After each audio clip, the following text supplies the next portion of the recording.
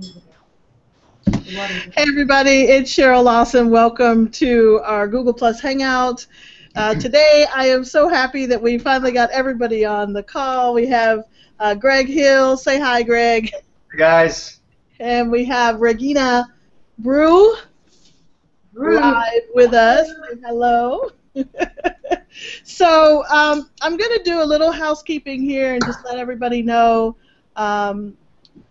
how they can access this. So while I'm doing that, if you each, Greg, if you'd like to introduce yourself, and then Regina, you can go next. Excellent. Okay. Well, thank you, Cheryl. I appreciate you putting this together. I think this is going to be really informative. I'm excited largely because I actually am a provider. I'm a physician assistant certified. I've only been in this capacity for about 10 to 11 years. Before that, I was not interested or even knew anything about health whatsoever. So I've come a long way in just about 11 years. But I'm a 50-year-old male. I've got 4 boys, and they range from ages 10 all the way up to 19. So I've kept pretty busy. And the interesting thing is, you know, when I started getting into health, whenever that was, like I say, about 10 or 11 years ago, it was from a standpoint of just a neighbor had brought a little book to me called Body for Life. I started working out and learning a little bit about strength training and things like that.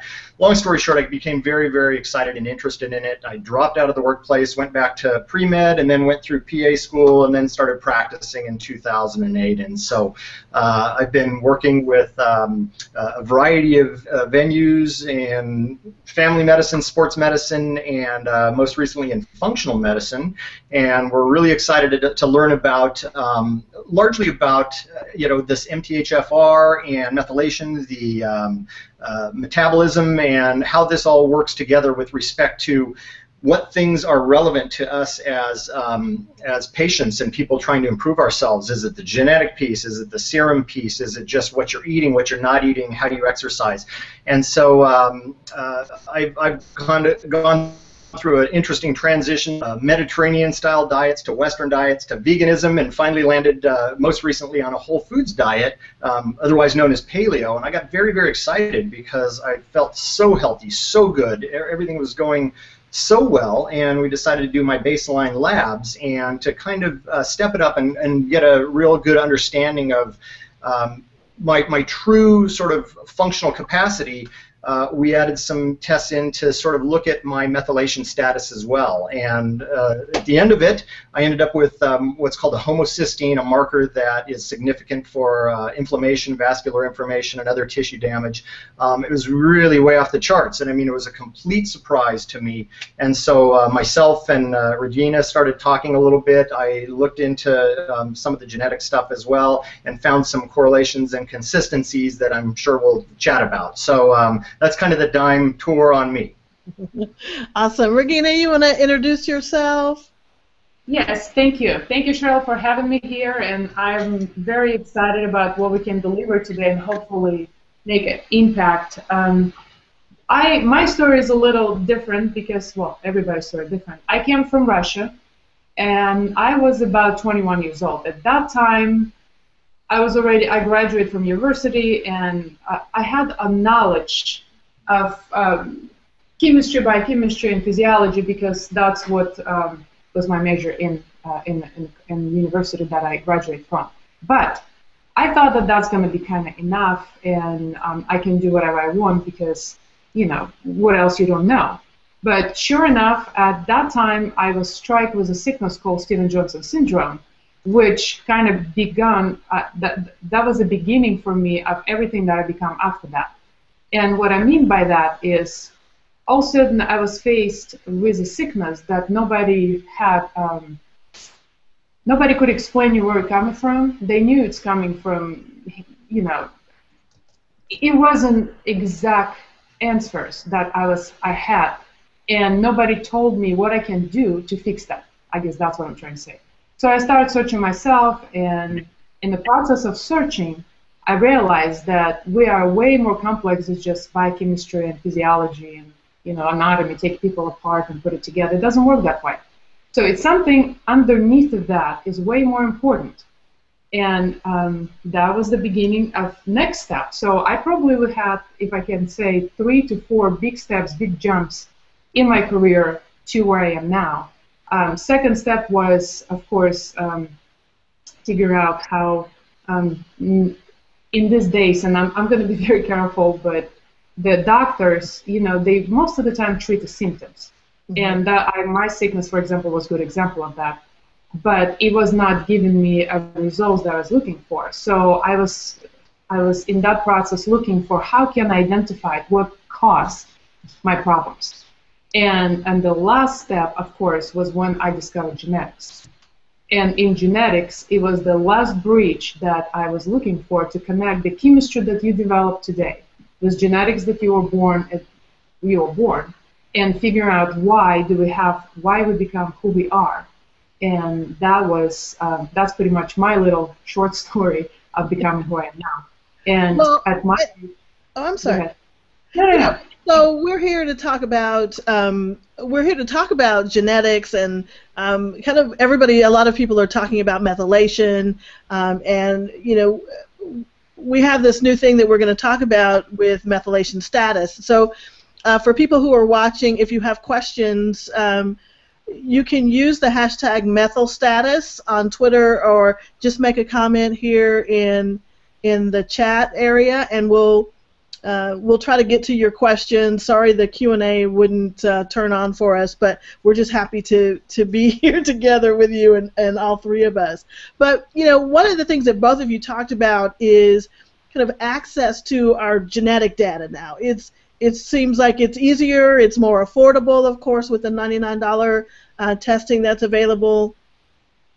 Millions of people are now around the world able to access their genetic data. But unfortunately, especially, and I think I posted this in the community, is that, okay, now I have my results, and either people are like me and you're saying, like, now what? Or you're in a situation where you don't have access to anyone who can then interpret those numbers. So I don't know, Greg, maybe you can talk about, you talked about your DNA and your genetics, and then talked about combining it with the chemistry. So how important is knowing one or the other, or both of those things? Well, what I've found now is really you got to look at sort of the entire picture, almost like you're looking at the physical body, and that's why I'm very excited about looking at things from a functional standpoint. Anybody out there that that term is breezing right by, I'll just sort of describe it the way I understand it. From functional medicine standpoint, instead of looking at a disease as a constellation of symptoms, as Regina described, we have all these symptoms. We're trying to clamp down on these things instead of going upstream and looking at the actual, functionally what's going on. So when we do that, and if we kind of rewind, or if I rewind back into, looking at some of the didactic medical school type of work, there's many chemical processes and chains and things that just drive you crazy when you're trying to study and comprehend these things.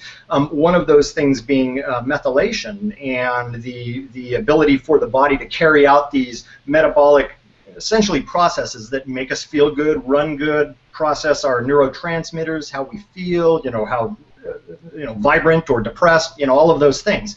But it doesn't really just silo in a vacuum and just sit out there and say, well, here's your genetics, you've got these abnormalities, and good luck to you, go on your way. It really is that combination of understanding, well, gosh, I've got a baseline from my doc, which had, glucose and my liver function and a couple of things here, and it said my cholesterol's a little high, and so you go away from that, and it's a very sort of cursory, high-level piece of data, and you really there are many people that get that, and they say, gosh, I seem to be doing the right things. I'm eating right, I exercise, I'm doing what Dr. Oz has told me to, yet I don't feel that good. And so what exactly is it functionally that's going on?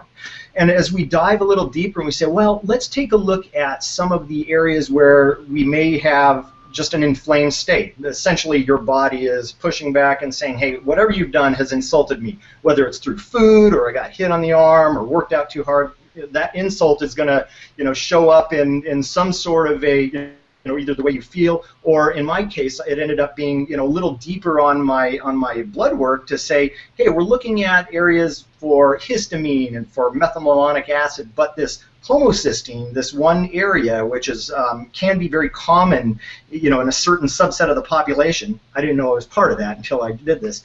I ended up, having that genetic piece, and I also ended up having the chemistry piece to say, hey, Greg, though you think you're eating right, you're doing yoga every day, you feel good, I say, I keep a good, healthy weight, something's not right, and we need to take a peek at that, because it's one of those things that can kind of fester in the background and then present itself in kind of an ugly way later in life. And so I look at it as a combination of really understanding what's going on from your chemistries, from your urine, from what you eat, what you don't eat, and how you work out. And so it's kind of an entire spectrum of things that don't just sit there in a vacuum. We really look at it overall, and that's what's so frustrating for a lot of people that are in this community. Is they go, gosh, well, I got my genetics, I've got this abnormality, and I don't know where to go next. What do I do? Or they may even just have like a very simple blood test that says, well, you may have this going on or that going on, but where do I go next? And we're hoping today to at least provide some sort of an education. I'm really standing from the patient side and looking at Regina's expertise, because she has danced with this type of information for quite a while and is pretty sharp at it. So we're looking forward to just sharing that sort of, now I have this, where do I go next? How can I just at least get a little traction? So that's a great segue to to my next question is, okay, Regina, so now we know the importance of having both the DNA information and the chemistry information.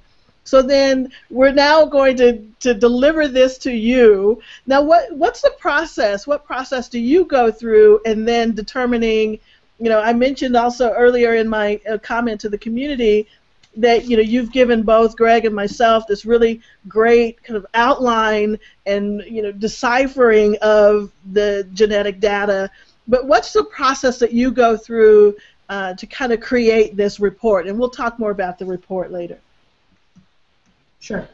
Well, the number one thing when we started it, everything kind of starts with methylation.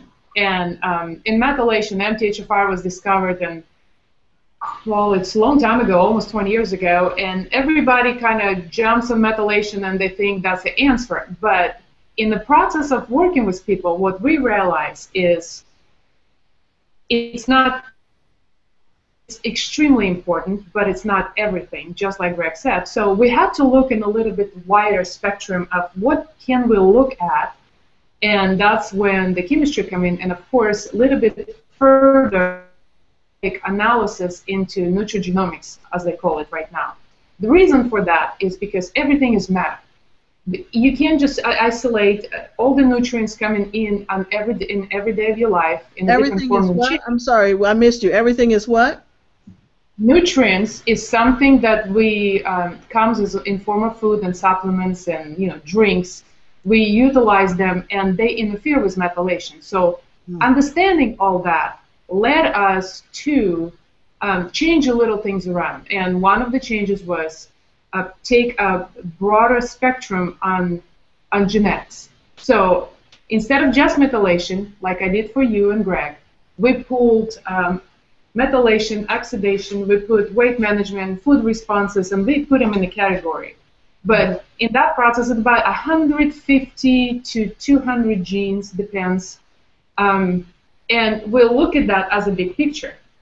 So the plus of this is that besides just getting your answers why you're having this or why you're having that when it comes to your health, you will also know genetic design, genetic blueprint of you from A to Z on a very, it's not in depth. It's not like we're going to go into the Lou Gehrig's diseases and something, much more deeper. It's what you take, what can affect you on an everyday basis. And then we look at that, and then, of course, we look at the chemistry. And if we need a little bit more, like heavy metal analysis, because certain genetics, like MTHFR 1298, will have tendency to retain heavy metals. So you want to look further, but even with those two tests, it is enough for us to create a picture and kind of have a great start to understanding what we're dealing with, because we know who you are as you were born and who you become few years later. So that's a really great. I'm sorry, Greg. Did you want to comment on that? I did. What I was going to say is, just to follow up with what Regina had said, I thought it was very interesting. We're going to share these documents later so people can take a peek at them. But much the way as I described, the approach of looking at things from a functional standpoint, I find it really beneficial that what Regina has done is taken, my particular SNPs and arrange them into functional areas. And by doing that, we can kind of look at, from a cardiovascular standpoint, we can look at lipoproteins and, things that fall under that bracket, and then the next bracket may be under digestion and so on.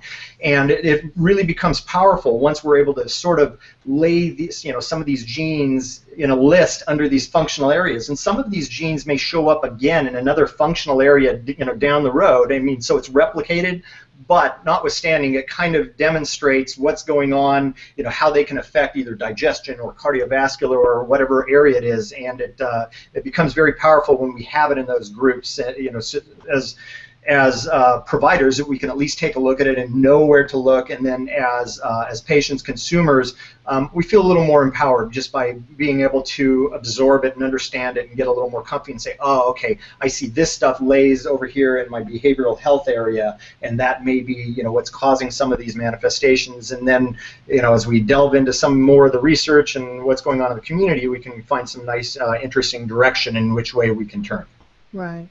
Well, it's funny because I had my review with Regina a couple nights ago, and the first section, I don't know, we can probably pull up the screen, and I don't want to do too much, but I have no problem sharing my results. I'll probably probably do a screen capture. And Greg's got his up now. So if you'd like to look at that, we can peek at that too, so you can kind of see it in those functional areas. It's really nice. So when you look at the first section, it says food responses, and one of the ones that Regina and I were talking about was coffee for me. All right, so so I had a slow caffeine and grilled meat metabolism, and I was ready to, when I got off the phone, just like, okay, no more coffee. And then yesterday, when I'm done with coffee by the time we get off this phone, and Regina said, wait just 1 second, you can wean yourself and take it down to 1 cup a day. And I think that's part of some of the confusion that happens in the community, is that as soon as somebody says, well, you have these markers, then it's the knee-jerk reaction to do something, right. to go run in the complete opposite direction. I mean, what's your advice for people when they start to receive the genetic markers? What do you think should be the first step? It's a really good question, Carol. This is actually an excellent question, because I deal with it on an everyday basis. People always, first of all, they ask, well, now I know this, I know my chemistry, I know my genetics, now what? And if I am very careful with what I tell them, and I'm very careful how I present it to them, because some people, they're less sensitive, but some, just like you say, oh my gosh, if that ruins my health, I'm going to stop, I'm going to jump, and oh, I have a B12 deficiency, so let me start taking B12 in a huge amount because it's going to help, and somebody said this is actually work. And the key to this is, to understand, well, first of all, you can never take a SNP, a polymorphism that you're born with, and say, well, I have the SNP, so now I'm going to fix everything because I'm going to fix the SNPs that I am, that are mutated. It will never work this way. And I think, Greg, you said that earlier, you have to look at the big picture. So number one, don't ever jump and start to fixing by supplying yourself, by supplementing with what you don't have, because less is actually more. So with coffee, and coffee it's a little different thing. When you cannot drink coffee, Cheryl, you can. I mean, you have homozygous you have it from both parents. So coffee for you, I call it like a slow poison. More than 1 cup a day will be absolutely slow poison, and I'm saying it Russian way. So you like coffee. It is a part of your life. So yes, slow down, drink one sip at a time, take space between, and cut it down. If you're deficient in B12, well, yes, you cannot jump and start supplementing, but do take a little bit. I always say you don't know how your body going to take it. And it's so many people out there, doctors, that say, well, I got hang of it. So, yes, it's okay. Just, you need it in different form because B12 come, for example, it could be methyl B12, adenosyl B12, cobalamin, it could be hydroxy. So the forms are different. Which one do you need? Well, we're going to be guessing. It is no laboratory out there that's going to tell you which specific form is the best for you. We're going to have intelligent guess, knowing your numbers and your markers.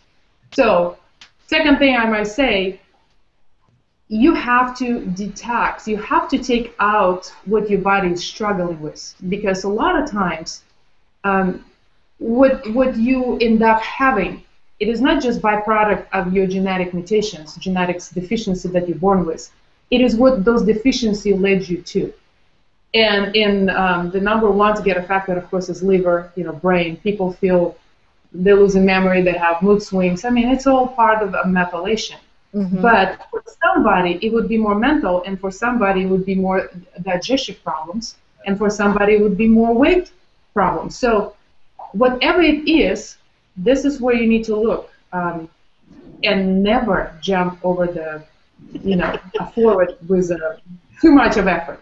Right. Don't try to go in one direction or the other quickly, right? Because you can't. I like the less is more.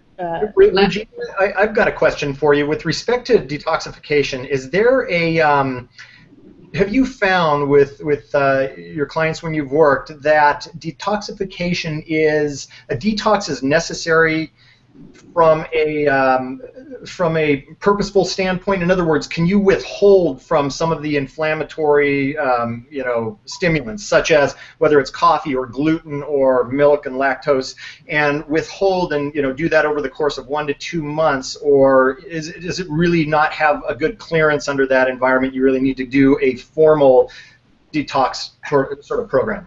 That's a good question. Well, you know what? You're absolutely right. Actually, what you just said, this is great, because I always say, if you do something, to your point, if you take out the lactose and gluten and give yourself 2 weeks and see how you feel, that's going to be an indication that it's working for you. So that alone takes the burden off your liver. A lot of people cannot afford to do the more extensive testing. For example, MRT, mediator release test. It's something that we can look the allergy, delay allergy on food that produces that unwelcome reaction of your body, and it could happen 72 hours later. So by taking it out, you're already taking burden off your liver, off your system. So yes, you can do it just even like that.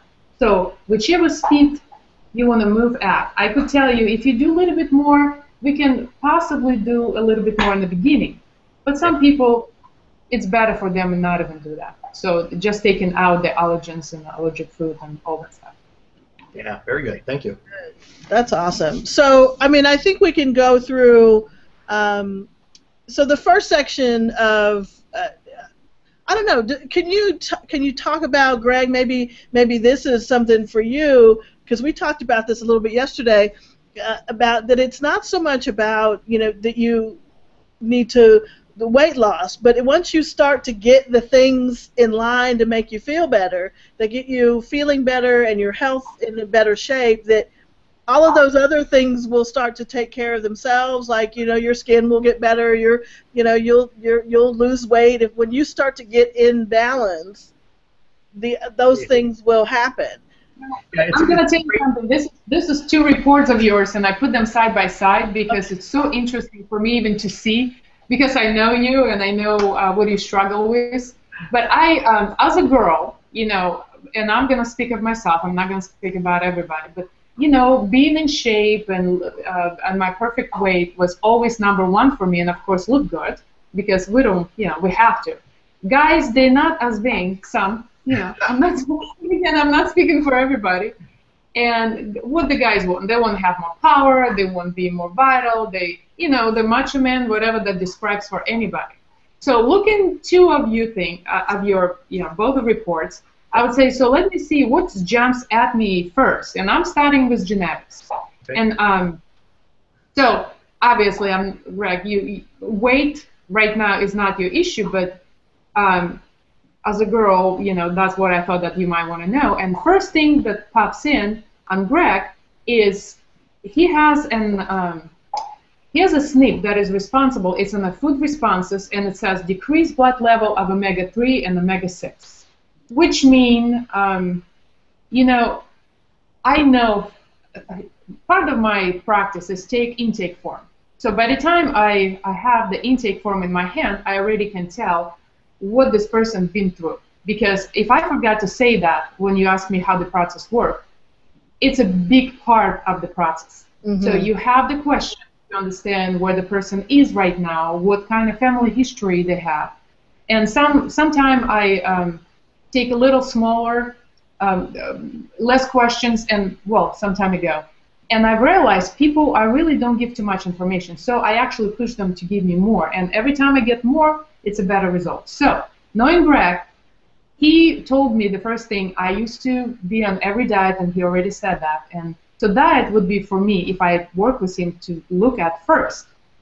And looking at that SNP, I already can tell that omega-3 and omega-6 would be deficient in his body.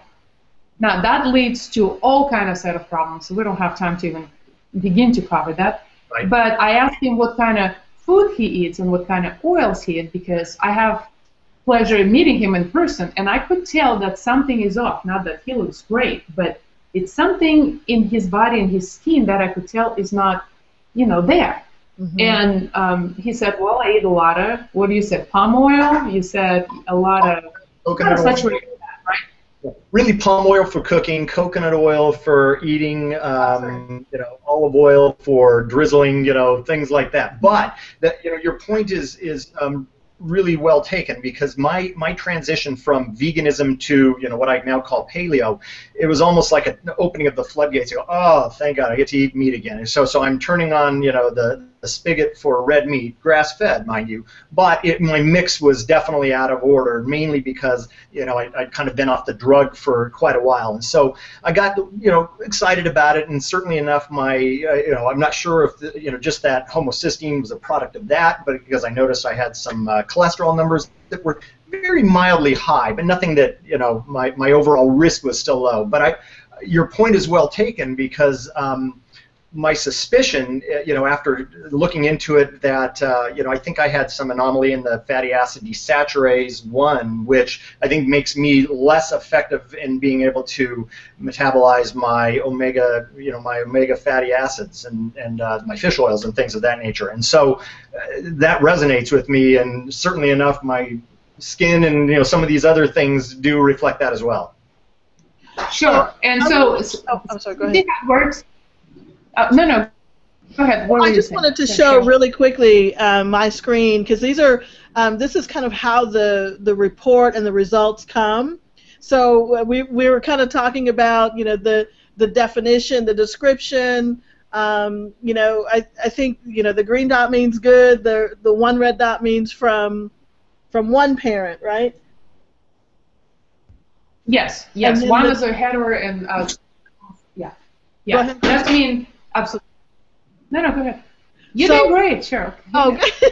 So hey, we're all learning about ourselves, which is really great, and so I'm running around the house telling my mom and everybody what genes they gave me. So I'm probably not the most popular person in my family right now, but so one dot means from one parent, two means from both parents, and so this is just kind of part of. I wanted to just give everybody just an example of what we're talking about when we're talking about methylation status and the report that you get once you have done both the genetics and the chemistry. So I'm just going to kind of scroll really quickly as we talk, so people can have an idea of what we're talking about as we're talking about kind of our numbers. And so I'll get off my screen for a second, but I just wanted to, because we keep referencing it, so I wanted to just kind of go back to it and let everybody see the format that you would get once you go through the methylation status experience, and then I'll show you guys a little later how you can participate. So great conversations, by the way. And then you were talking about weight management. So that was, that was for me, I think. Well, yes. Of course, it's Yes. it's important, right? Well, it is important, and not that Greg doesn't, everybody wants to look good, and when I say look good, it's not just superficial, but, when you don't have extra weight, that's mean much vitality goes up. And I used to work with a lot of people that just try to lose weight, and I always tell them, you have to understand, you gain weight because your metabolism, your body is not working at optimal. And that's why something is slowly creeping on you and you start gaining weight. So the way I arrange it here, and it's everything we do is science-based, scientific proof. It's a study after study. None of the things that I come up out of my own head. All is it coming out of this is a lot of experience on putting it together. Mm-hmm. But we're talking about genetic biochemistry behind this and people that dedicate lives. So I trust them very much with everything that I find. So this information is when I give it to the people, I never say, this is not what I want. I'm just telling you what you have. Mm-hmm. But the key to success is you are in charge of your destiny. It is not your genetics that's going to be dictating who you are. Genetics got you here, but you did not know. The knowledge is key to success. Mm-hmm. We have genetics. We have a chemistry. Even minimum combination together like that is huge impact on your future. So when I tell Cheryl, when I'm going to tell you this is again not, I'm going to repeat this, it's not because of I want to tell you what's wrong with you. It's just what I found is not functioning at the optimum level. And I'm not going to take too much time going through everything, but for example, I'm going to give a couple examples because if you want to understand how it works. We have a gene, ADIPOQ, and the description here is increased risk of insulin resistance, more likely to regain weight. Well, it is a lot more complicated than this, but if I start giving you, I even pulled something out. I was thinking if I start reading just what I have on it, so you see how you get lost in this. But that specific one gives instruction to making hormone adiponectin. And in you have double deficiency on that specific SNP, which means you have, we always say, what is the percentage? How much? And different genes are vary. On some genes, double mean it's a 30% less efficiency. That protein will be producing an enzyme that's responsible for this or this or that. So you have a double deficiency in that specific one, and it correlates with an increased BMI. So that alone means that you will regain weight every time you have a tendency to regain weight. So what is the key for that? How can you avoid that? Well, you're going to be watching your carbohydrate, your carbs. It has to be low glycemic index. And you have to watch the portions for the rest of your life. Are you ready for this? You're going to be the judge of that, right? It's not something I'm going to tell you to do it, Cheryl, just because your genetics are this way. It's going to be a decision that you're going to make for yourself.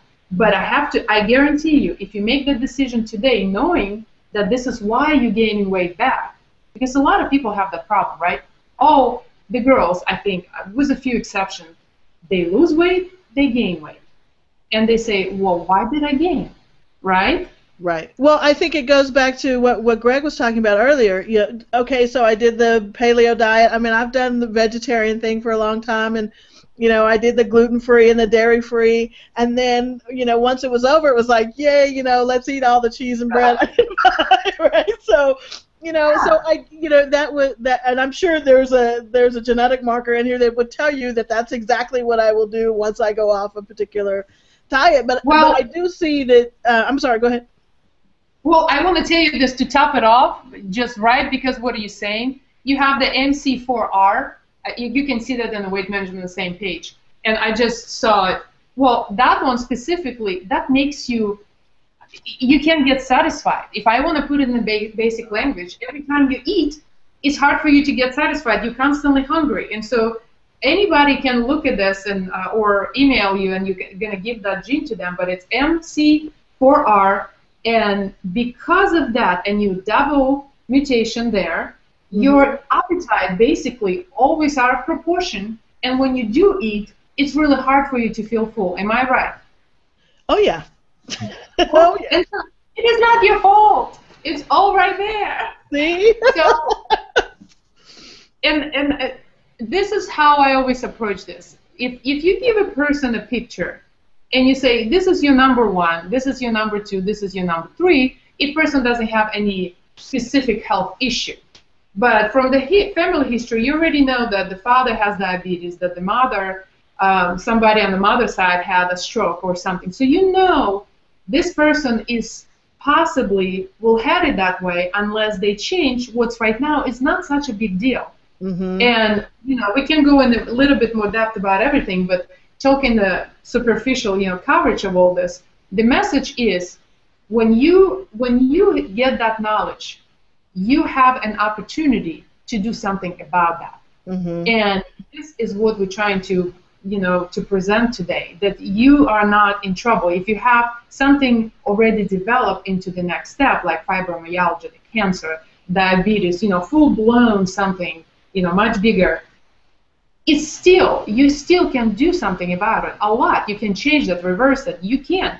It so depends on how much you want. I think we talked about this the other day, was that, you can have the genetic marker, but unless it is expressed, right? And I think is that where the chemistry comes in? I don't know. Is that where the chemistry comes in? Whether the he can tell a little bit more, because I know the chemistry, but I know he does this. He writes this every day. That's right, Greg? That's what you do. So tell us a little bit. Yeah, indeed. I'm looking at chemistries every day and trying to essentially adjudicate and send a consumer in one direction or another. Essentially get them down the right path. And again, we've talked about this being important from a functional standpoint, and that's why I love your message, Regina, which is when we go to approach these things, everything's got to be in that stepwise fashion, so we can ensure that whatever changes we've made, lifestyle changes, are reflected, and we don't know which one of the lifestyle changes made this effect here. And so I like that stepwise mentality. It works real well. And the next thing that I find is really important is as we look at the chemistries, again, the baselines are super important. I mean, you can't get away from understanding where you are from a glucose standpoint, what's going on with your electrolytes and other chemistries, your liver function, heat function. But it definitely requires a little depth to try and really understand if there is an anomaly that just doesn't show up on the surface. It's another prime example why just the standard lipid profile doesn't match up with the vertical auto profile, or doing an NMR test, which really kind of demonstrates what's going on from a component basis of these lipid markers. And so that power with the chemistries, and then with the genetics, and the functional segregation here has been real powerful. As a matter of fact, Regina, one thing that you had illustrated on the APOE markers is now being able to take a client and saying, okay, you have now a eating type or a food type, a nutrition plan that has a specific mix, because traditionally we're saying, oh gosh, am I a carb type, am I a protein type, and we really don't know until we have something that can suggest, okay, you're of this type APOE with an E3, you standardize, and so here's your your general mix, and the combination of all these things, again, it's a constant process where we're looking at markers and then retesting, seeing how we feel, but really at the end of the day, it's if you've affected these positive changes and you're feeling better, that's the goal, and I think we can do that in little bits and pieces, because it is a continuum and a lifelong journey.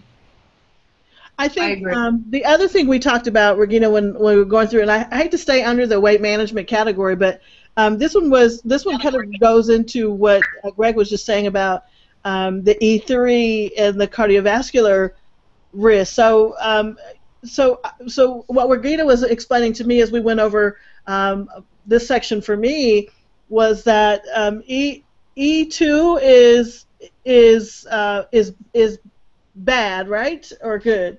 No, E2 is good. E2 is and good.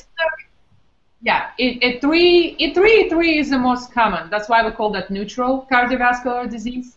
But E4, not that it's just cardiovascular disease risk, it's also a link to Alzheimer's, and they're doing more research on that, and they're constantly coming up with more troubling kind of prognosis. So, yes, Cheryl, to your point, it's all, everybody are different.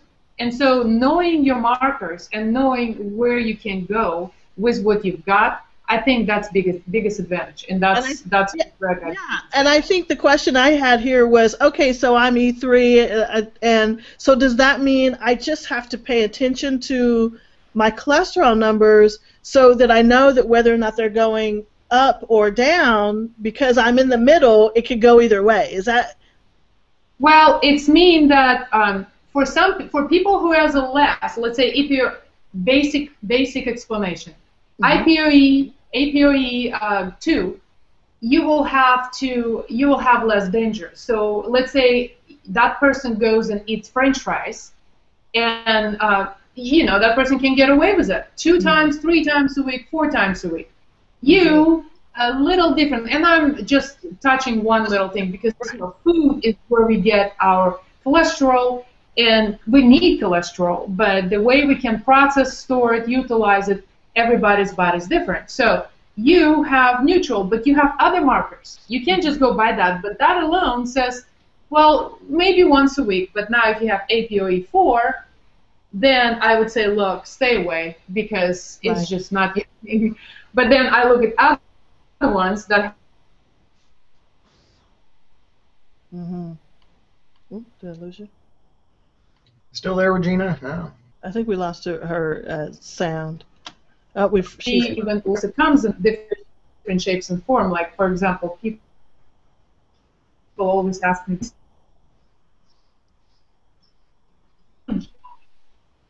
judge all the the whole set of food, but you have to kind of do in general. So what is your food intake?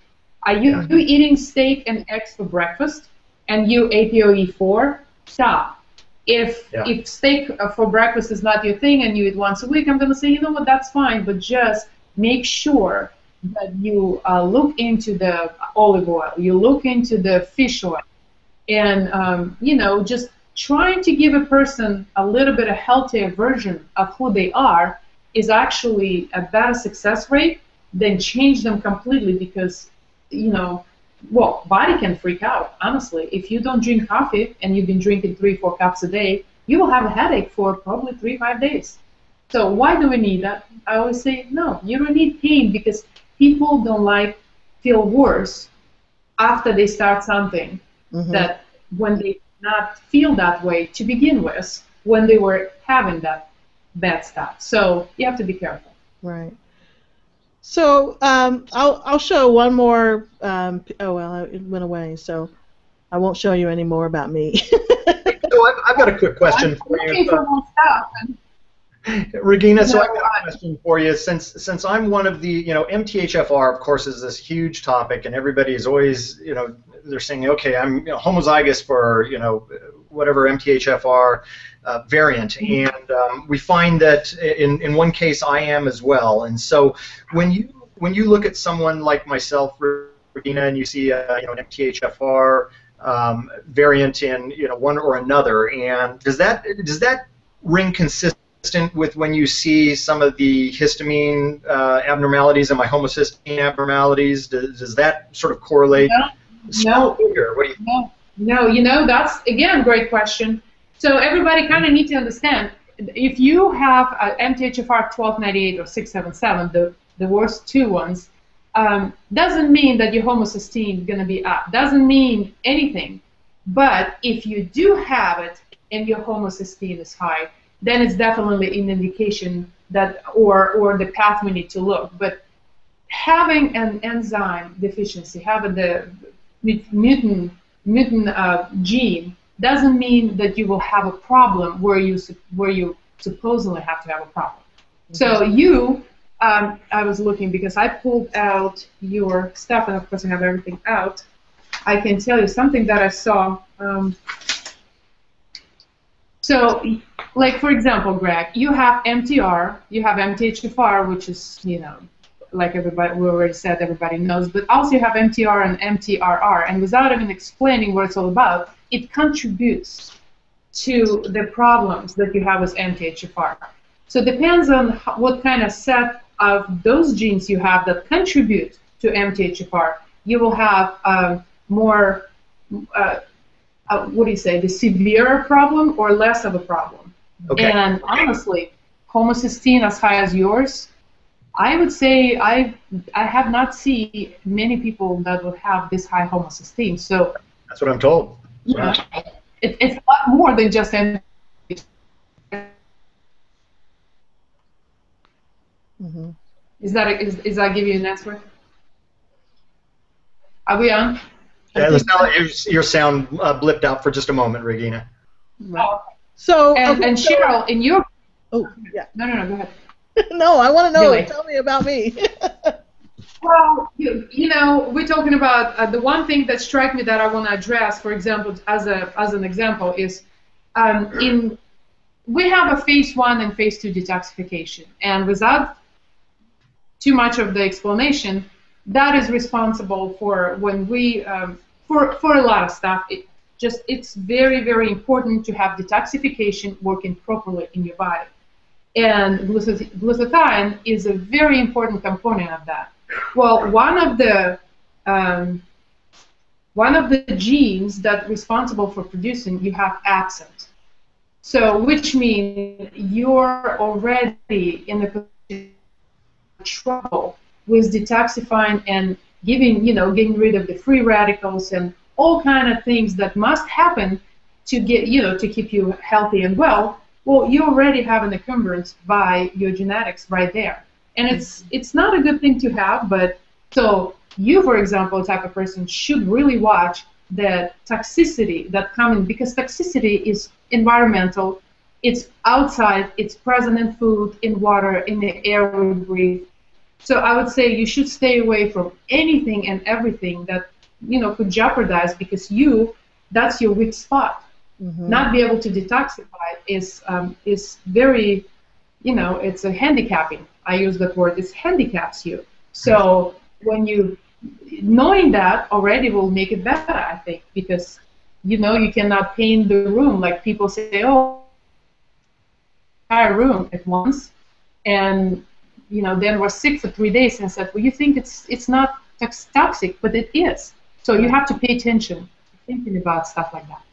Well, it's funny you say that, and I think that really does put a stamp on it. I always tell people I'm allergic to cleaning house, but it's true. I literally am allergic, because dust, the smells of the chemicals, anything that the real heavy cleaning stuff, it drives me batty and makes me physically sick. So I can tell people I'm genetically predisposed to not clean out. Yeah.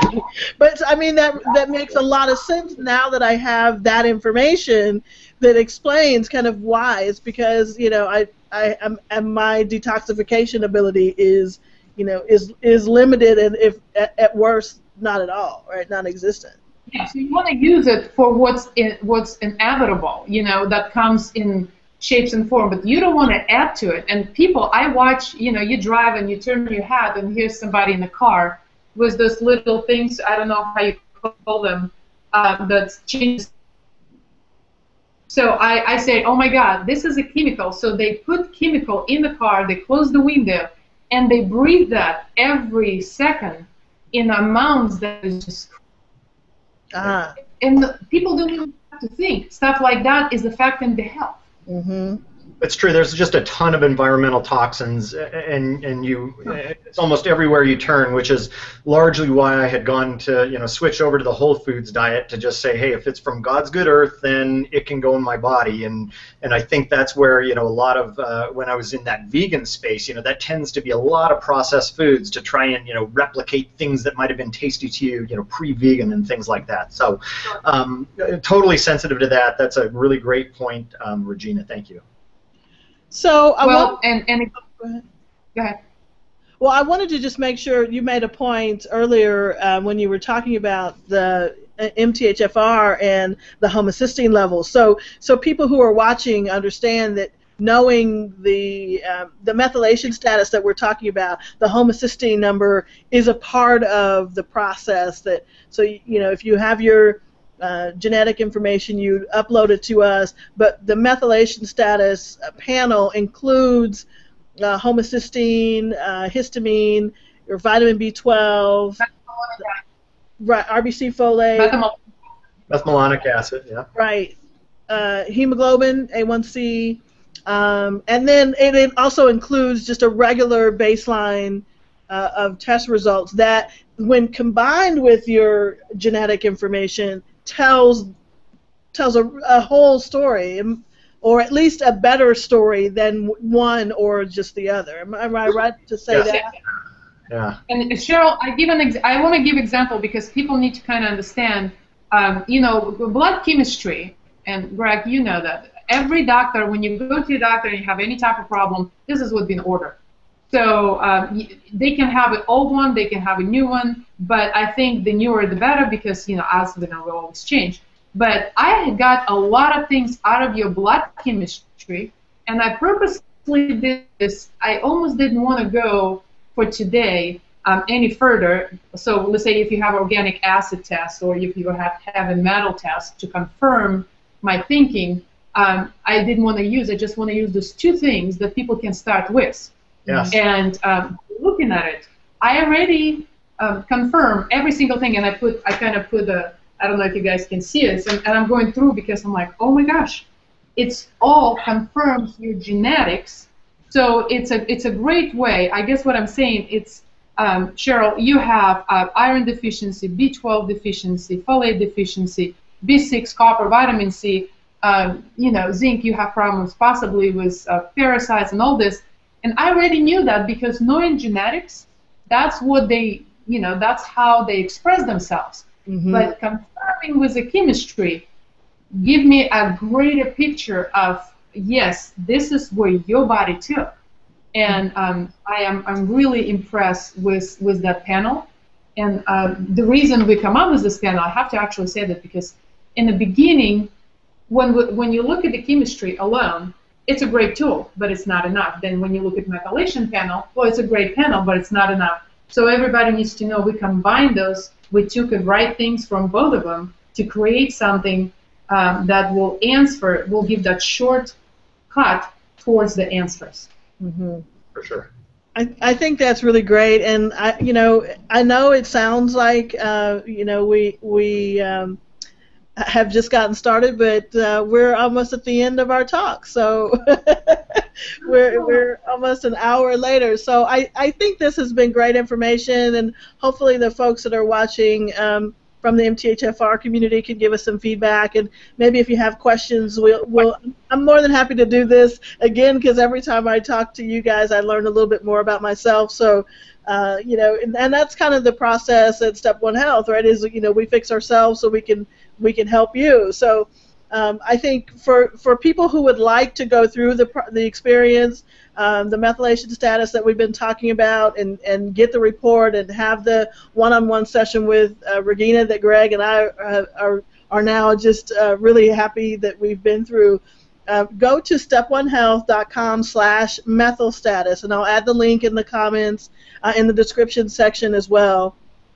And because the process is so personal and it takes a while to develop and get Regina to go through and then talk to you individually, we're going to open it up by invitation only. So if you'd like to sign up, go to steponehealth.com/methylstatus. again, and I'll add that link as well. And we'll, as soon as we start to release more, we'll send you an invitation, and it'll have all the information on what you can do to be a part of this experience. And feel free to share your experience with us as you go along, and we can invite you to some of our hangouts as well. So. Any last words, you guys? Please feel free. You said it. You said it perfect, Cheryl. You know, we're just scratching the surface. There's a ton to look at still. Really, we were hoping this could be super informational and educational. And as we start to develop these ideas further and get deeper into the community and talking about it, one of our high-level plans is to try and do these at least like once a week to some form or function to kind of develop a topic, or and it may be within genetics, or it may be totally separate. But in any case, we want to sort of move the ball forward, because at the end of this, we're really trying to see if we can make some longitudinal changes, and that's one of the great things at Step One is Step One Health, is we've been able to now populate that personal record that is comes with each one of the accounts, the free personal record, and we can actually trend, and you can punch a button and say, gosh, here's my last 3 right in a row, and graph and all that. So it's actually been very interesting and fun to be able to watch the continuum as we go along. All right. And Regina, any last? All I want to say, and I couldn't agree with Greg more, it's exactly that. The only thing if I want to add is what we're doing is we're trying to give you tools to give you the answer to make it better. Right. And those tools are absolutely incredibly important. And if I had this, just to say this, if I had this 20 years ago, right now I would be in a lot further place than I am, but I'm glad that I know this now. So we just want to put all the experience and all the knowledge and everything that we've been working on for so long and pass it on, and give that opportunity to everybody else to have a chance to help themselves, because we know how it feels. Fantastic. Yeah, really well said. Thank you guys so much. And again, if you have questions, please put them in the comments or in the description here, and we'll do this again. This was really informative, and thank you, technology, for letting us do it. For sure. Yeah. Hey, everybody, have a great weekend. All right. Thanks, guys. Nice talking to you. Bye-bye. Bye-bye.